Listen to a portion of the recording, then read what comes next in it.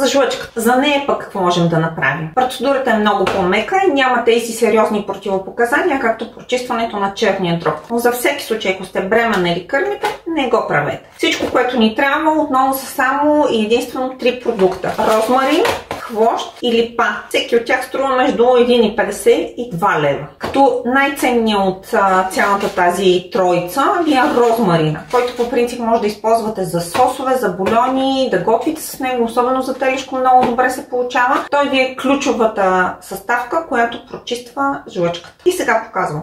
На 1 литър вряща вода слагаме долу-горе по една супена ножица от трите неща, но не е точно прецизно така хоп. Това е хвоща.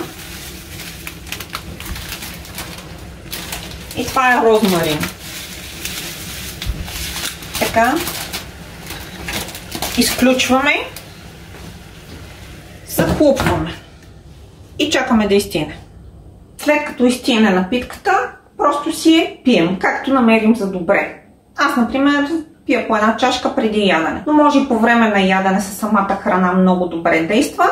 Може да го пиете топъл, може да го пиете студен. Аз така си го правя 1 литър, в рамките на деня си го изпивам вместо вода. На здраве!